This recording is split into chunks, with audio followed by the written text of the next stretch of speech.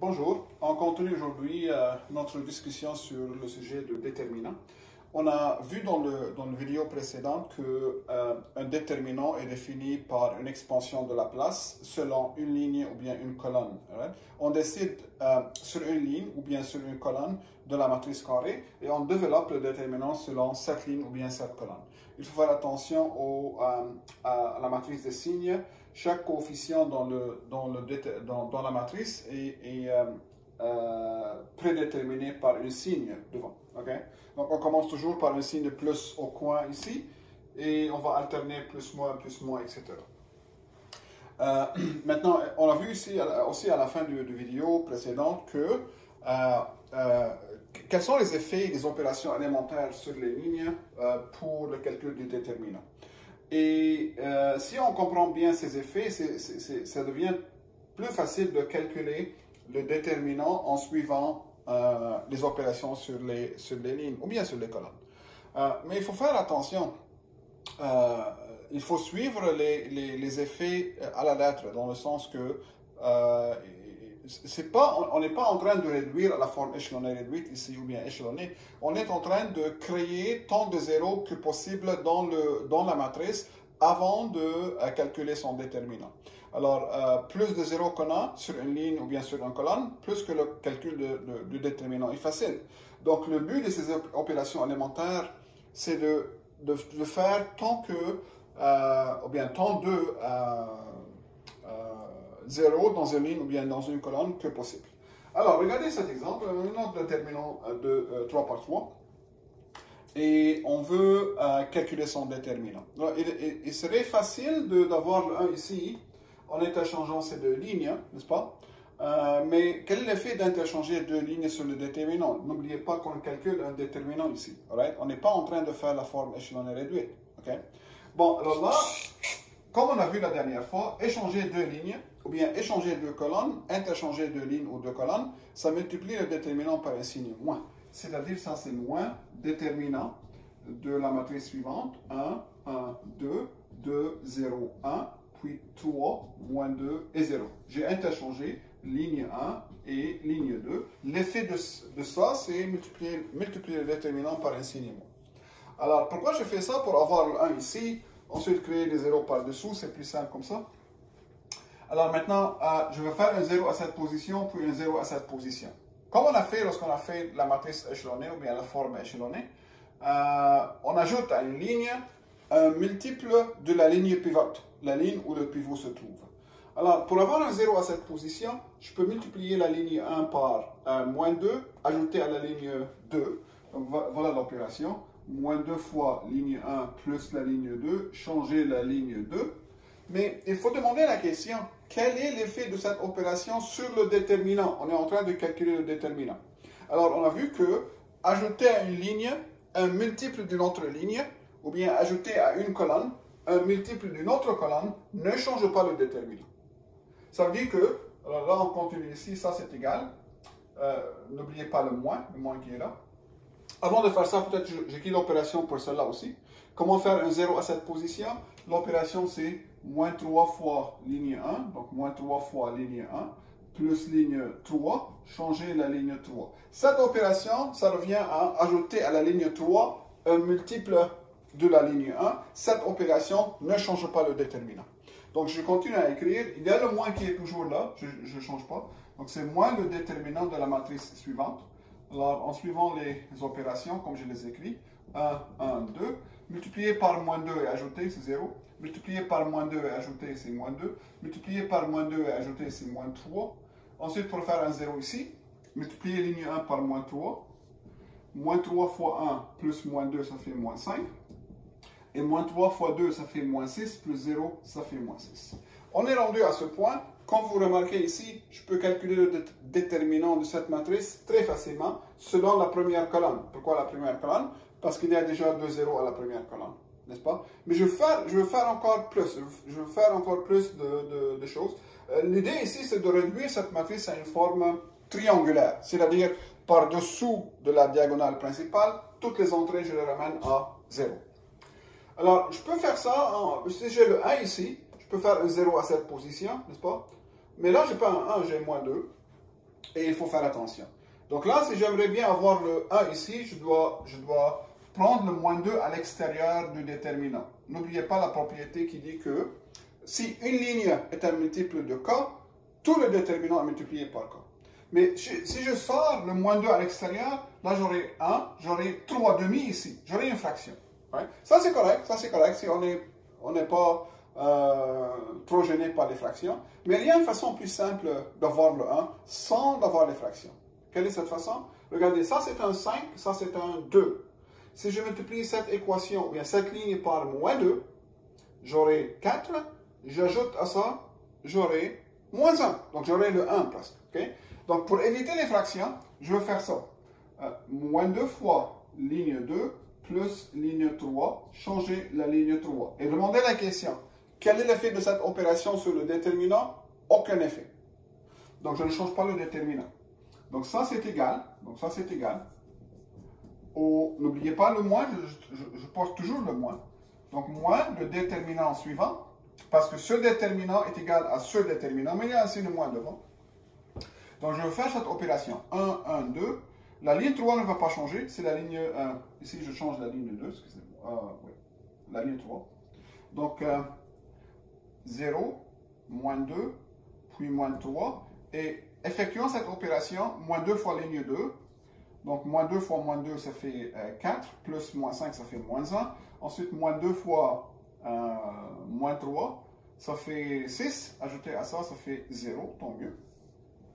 Alright. Maintenant, on va monter lui dans la deuxième position pour avoir l'1 ici. Donc, j'interchange ligne 2 et ligne 3. Quel est l'effet d'interchanger deux lignes sur le déterminant? Je multiplie le déterminant par un signe moins. Donc, ce serait moins, avec ce moins qui est là, ce serait plus. Donc, ça, ce serait plus déterminant du 1, 1, 2, 0, moins 1, 0, puis 0, moins 2 et moins 3. Bien sûr, j'aurais pu calculer le déterminant tout de suite ici parce que j'ai 2 zéros ici, mais je vais vous montrer comment faire dans d'autres scénarios. Est-ce que cette matrice est diagonale? Pardon, est-ce que cette matrice est triangulaire? Regardez, ça c'est la diagonale principale ici. C'est pas vrai que toutes les entrées au-dessous de cette diagonale sont nulles, donc il reste à faire un 0 à cette position. Donc ici, je termine et j'écris. Et comment j'écris le 0 ici? Comment j'écris le 0 ici? Je multiplie cette ligne par moins 2 et j'ajoute à cette ligne. Donc l'opération ici c'est moins 2 fois ligne 2 plus la ligne 3, changer la ligne 3. Quel est l'effet de cette opération sur le déterminant? Aucun effet. On ajoute à une ligne un multiple d'une autre ligne, on ne change pas le déterminant. Donc ça c'est le déterminant, c'est la même chose que le déterminant de la matrice. Je peux écrire ici égal même, c'est égal. De la matrice suivante, 1, 1, 2, 0, moins 1, 0, puis 0, 0. Je multiplie par moins 2 et j'ajoute, je multiplie par moins 2 et j'ajoute, j'obtiens moins 3. Alors là, j'arrive à cette matrice. Regardez, la matrice ici, elle est diagonale, elle est triangulaire parce que toutes les entrées par-dessous de la diagonale principale sont nulles. Et comme vous vous souvenez, lorsque j'ai la forme triangulaire, le déterminant, c'est juste le produit des entrées sur la diagonale principale. Alright? Donc, aussitôt que j'ai la forme triangulaire, le déterminant, c'est juste le produit des entrées sur la diagonale. Donc, 1 fois moins 1 fois moins 3, ça fait 3. Alright? Donc, ça, c'est le déterminant de cette matrice. Autre propriété du déterminant. Donc, opération élémentaire sur les lignes. Il faut savoir les effets de ces opérations. À chaque fois qu'on effectue une de ces opérations, quel est l'effet sur le déterminant? Et ça, c'est important à savoir. D'autres propriétés importantes du déterminant, le produit. Alors ici, on suppose que A et B, deux matrices carrées de même format. Première propriété très importante, le déterminant du produit AB.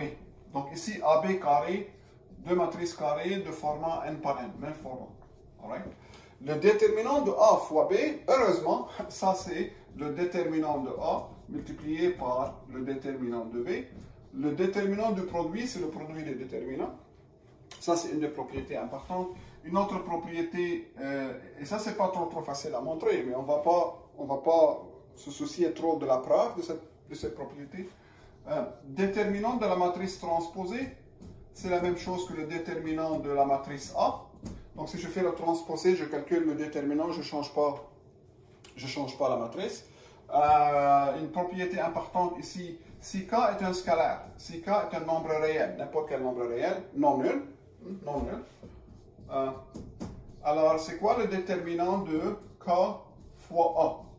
Je multiplie la matrice A fois le scalaire k, j'obtiens une autre matrice n par n. Alors c'est quoi le déterminant de k fois A? Ça c'est k à la puissance n fois le déterminant de A. Alright? Donc, une erreur très fréquente que les étudiants font dans ce cas, c'est qu'ils vont sortir le cas à l'extérieur du déterminant sans l'élever à la puissance n. C'est quoi cette puissance n ici? C'est le format, ou bien la taille de la matrice. La matrice est n par n, donc n c'est la même chose que le format de la matrice. Alright? N'oubliez pas le cas à la puissance n. La raison est très simple, on a dit que si une ligne de A, ou bien une colonne de A est un multiple de K, je peux faire sortir le K à l'extérieur, n'est-ce pas? Du déterminant. Ici, lorsque je multiplie K fois toute la matrice, alors chaque ligne est un multiple de K. Alors je fais sortir le K de chaque ligne. Combien de lignes? Il y a K lignes. Il y a n lignes. Donc je fais K fois K fois K n fois. C'est pourquoi j'obtiens cette propriété. Une autre propriété, c'est important, c'est la propriété suivante. Une matrice carrée A est inversible. Une matrice carrée A est inversible. Si et seulement si son déterminant n'est pas égal à 0. Donc ça, c'est une propriété assez importante. La matrice A est inversible, l'inverse existe, si et seulement si son déterminant n'est pas nul. Voici quelques propriétés importantes du déterminant. Il y a peut-être d'autres que je ne peux pas aller à travers tout de suite ici. Par exemple, ici, je vous dis que A, B sont deux matrices 3 par 3.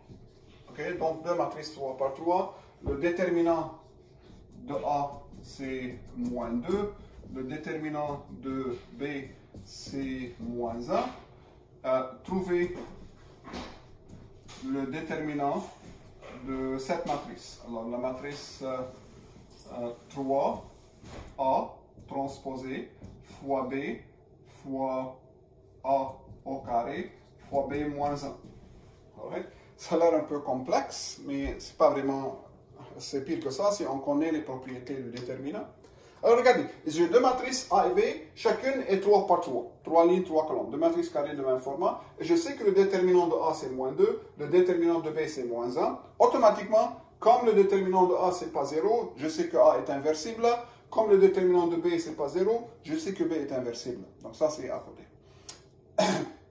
La question me demande, trouvez-moi le déterminant de cette matrice. En passant, c'est quoi le format de cette matrice? A c'est 3 par 3, donc A transposé c'est 3 par 3. A c'est 3 par 3, donc A au carré c'est 3 par 3. Hein? Donc toutes ces matrices, chacune de ces quatre matrices ici, est une matrice 3 par 3. Je les multiplie ensemble, produit matriciel. Le résultat est une matrice 3 par 3 aussi. Donc je multiplie cette grande matrice par le scalaire 3. D'après une propriété qu'on vient de voir, ça c'est 3 à quelle puissance? Je dois élever ça à la puissance 3, parce que le format des matrices c'est 3 par 3. Donc lorsqu'un scalaire multiplie une matrice, comme ça, je calcule le déterminant, je peux faire sortir le scalaire en dehors du déterminant, à condition de l'élever à la puissance n, n étant le nombre de lignes et le nombre de colonnes de la matrice. Alright? Donc n'oubliez pas ça. Donc 3 à 3. Ensuite, j'ai un produit ici. J'ai un produit de 4 matrices. Je sais que le déterminant du produit, c'est le produit des déterminants. Donc comme ça. Ensuite, déterminant de B. Ensuite, déterminant de A au carré. Ensuite, déterminant de B moins 1. C'est quoi A au carré ici? C'est la matrice A fois elle-même. A fois A. Alright? Maintenant, le déterminant de A transposé, d'après une propriété, c'est la même chose que le déterminant de A. Ça, c'est une des propriétés. Donc, cette partie, c'est le déterminant de A qui est moins 2. Le déterminant de B, c'est moins 1. Donc, ça, c'est moins 1. Le déterminant de A au carré, ça, c'est déterminant de A fois déterminant de A. c'est-à-dire moins 2 fois moins 2, c'est-à-dire 4. Et déterminant de B moins 1, je ne sais pas si j'ai mentionné ça, mais c'est dans Brightspace, dans les notes de Brightspace. Le déterminant de la matrice inverse, c'est 1 sur déterminant de la matrice d'A. Ça, c'est aussi une des propriétés. Déterminant de l'inverse, c'est 1 sur le déterminant. Donc, ça, c'est 1 sur le déterminant de B qui est moins 1. Et je calcule ça. Donc, 3 au cube qui est 27 fois moins 2 fois moins 1 fois 4 fois moins 1. Et je calcule ce produit. Et ça, c'est le déterminant. Un autre exemple que je pourrais demander sur les propriétés du déterminant, c'est quelque chose de ce type. Alors, je vous dis par exemple, si le déterminant de la matrice 3 par 3, A, B, C, D, E, F, G, H, I, je vous donne la matrice 3 par 3, je vous dis que son déterminant c'est moins 2. Trouvez le déterminant de cette matrice. Donc, déterminant de 2A, 2D, 2G. Ensuite, B, E, H. Ensuite, C moins 2B. F moins 2E. Et I moins 2H. Donc, une question très classique. Je vous donne une matrice 3 par 3, A, B, C, D, E, F, G, H, G, H, I, et je vous dis que le déterminant de cette matrice, c'est moins 2. On ne connaît pas les coefficients de cette matrice, mais ce n'est pas important. C'est pas important. Et la question est, si je connais le déterminant de cette matrice, trouvez-moi le déterminant de cette nouvelle matrice. Alright? Bon, alors là, quelle relation existe-t-il entre les deux? Regardez, la première chose que je remarque, c'est que la première ligne ici, c'est un multiple de 2, n'est-ce pas? Une propriété du déterminant me permet de faire sortir le 2 à l'extérieur du déterminant. Donc, la première étape, je le fais comme ça. 2 fois déterminant de A, D, G, B, E, H, C moins 2B, F moins 2E et I moins 2H. Tout ce que j'ai fait sortir le 2 à l'extérieur du déterminant. Ça, c'est une des propriétés que je veux. Maintenant, si je veux comparer ces deux, je n'ai pas quelque chose comme C moins 2B ou F moins 2E. Donc ça dérange un peu. Alors, comment j'ai fait pour éliminer moins 2B, moins 2E, moins 2H? Regardez, j'ai B, E, H ici. J'ai moins 2B, moins 2E, moins 2H. Alors, quelle propriété je dois utiliser pour éliminer ça? Regardez, je peux faire cette opération. 2 fois la ligne 2 plus la ligne 3, changer la ligne 3, n'est-ce pas?